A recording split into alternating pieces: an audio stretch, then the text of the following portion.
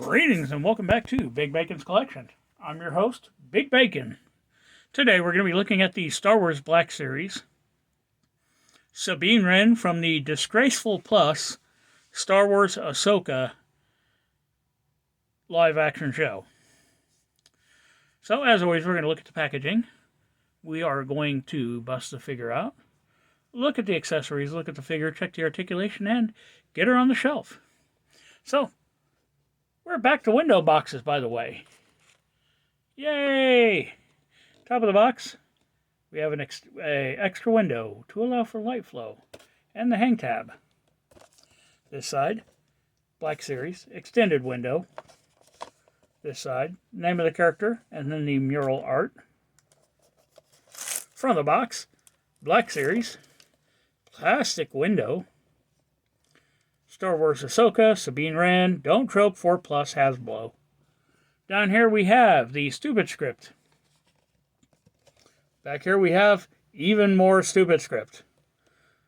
Sabine is number 3 in the Ahsoka line. Up here we have a brief general blurb about the show, not about the character. And then, once again, that art from the mural. So, what do you say we take a moment, slip it in there, and just... Do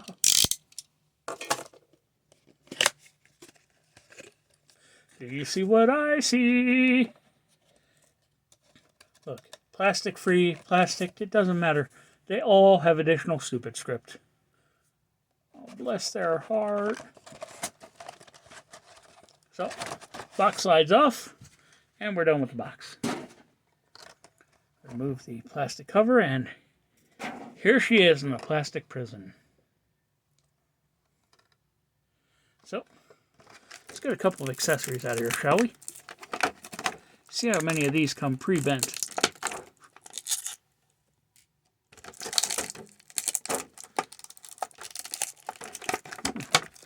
That's going to be interesting. Not so much pre-bent, but you have to bend it to get the damn thing out.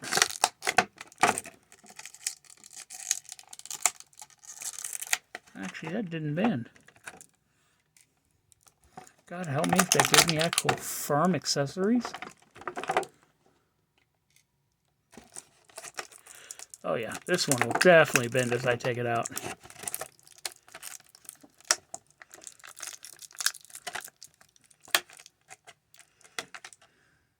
Holy crap.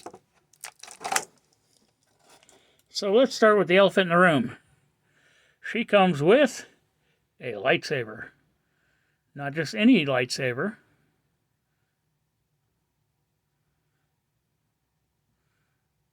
Okay, the green on the blade, very thick, but not very, it's kind of dulled. You know what I mean? Like a dull green. Ezra's lightsaber hilt is, well, I don't have him yet, so I can't compare it for accuracy.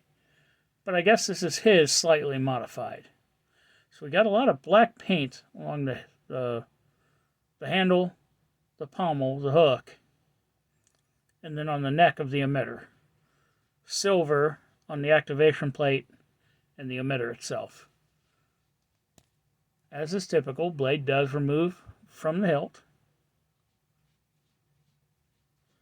And then, now this one is shaped to fit in specifically in a certain way. So make sure when you go to line it back up that you pay attention to that. She comes with the Mandalorian blasters, which is funny because if I remember correctly, the first time we got these was with Sabine Wren. This nice black paint on the grip. This one's got sort of a dark teal color along the top and striped along the end. Second one, the exact same sculpt, but done with a more of a yellow color.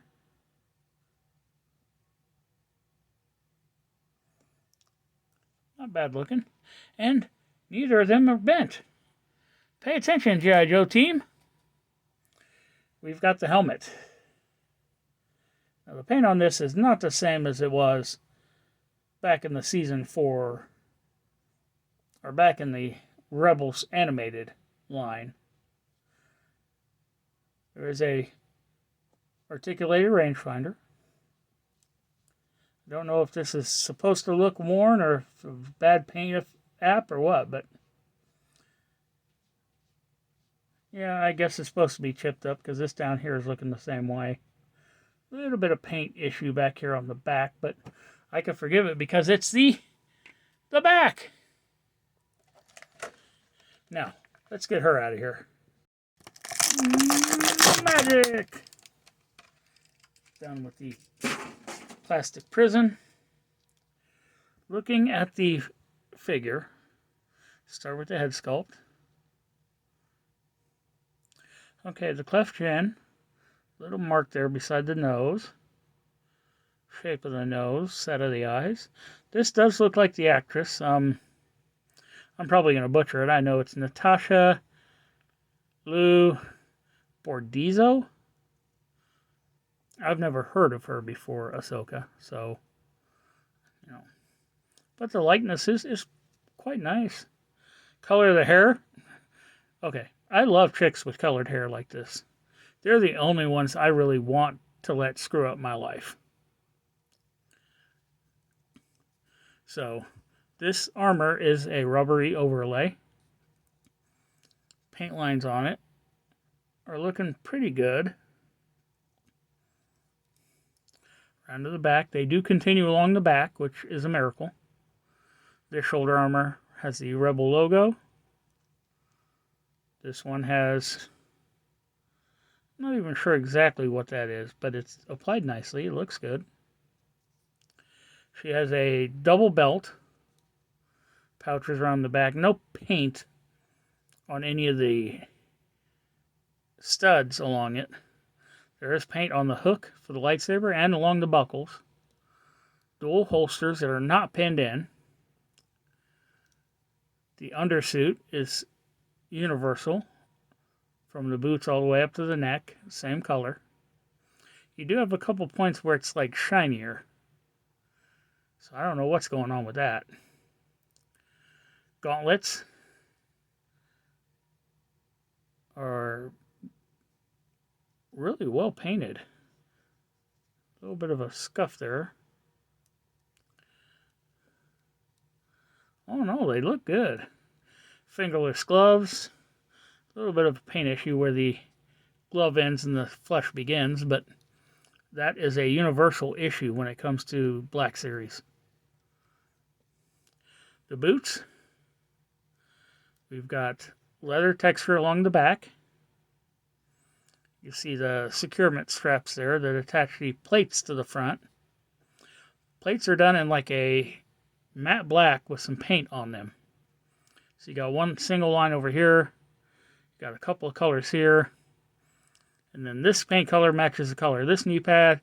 This knee pad kind of matches the colors over here. Same true for the foot toppers.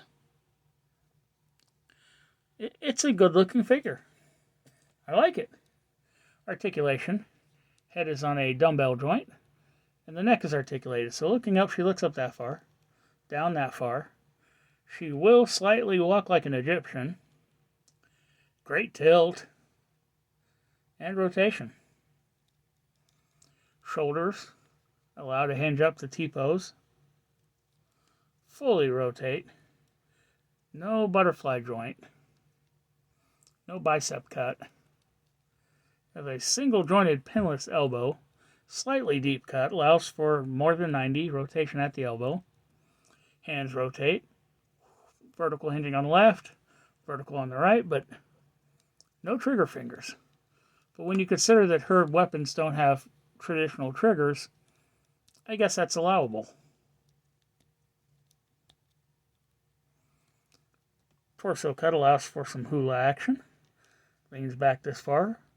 Forward this far. Little bit of tilt and rotation. Legs. Oh, very nicely out.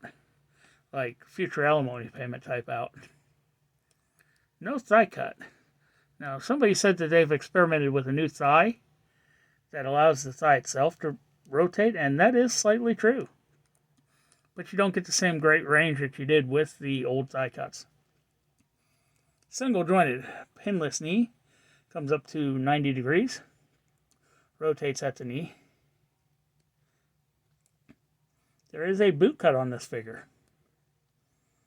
Foot hinges back that far, forward that far, front facing pin for rocker. So no jetpack on this one.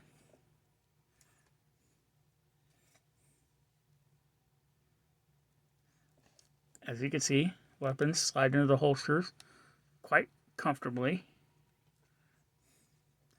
Or they can be placed in the hands with just a little bit of work. Hands are fairly soft. So just a little bit of twisting action. And yeah. There is a separated finger. It just doesn't look that way. And with a little bit of work, you can get it up holding the pistol correctly.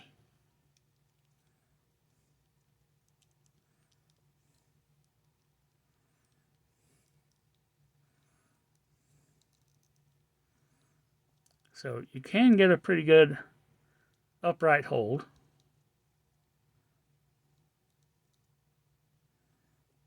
Or, you know what? I'm going to leave that one in there. The helmet goes over the head, but it's very loose. Which is a godsend, because the other Sabine that we have, it's so hard to get the helmet on and off. I swear to God, I'm just going to rip the paint off every time I try.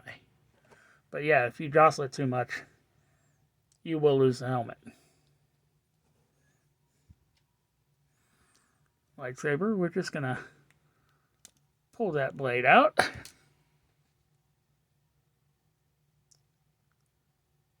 And it barely hooks onto the belt.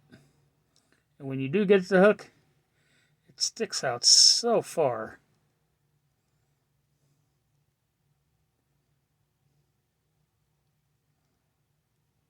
I feel like maybe if I can just turn it the right way, get enough of it in through there, it might lay flat, but that's not happening. So, we are going to holster that weapon. Gonna have her hand hold the helmet.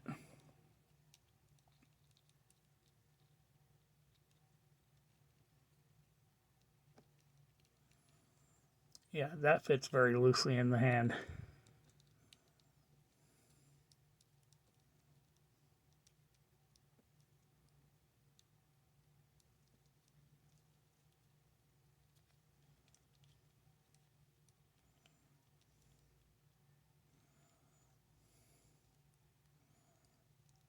We're going to have her holding the lightsaber hilt.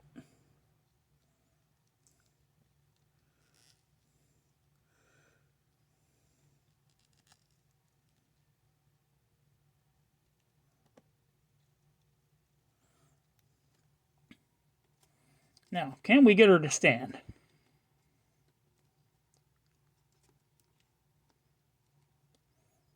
Actually, fairly easily. So what do you say we take a moment and get her up on the shelf?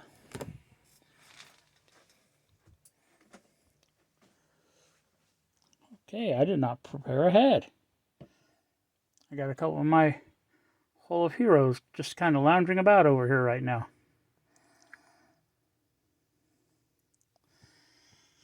And there you have her. Once again, thanks for tuning in. Be sure to subscribe, like, share, comment, hit that notification bell, and I'll see y'all next time.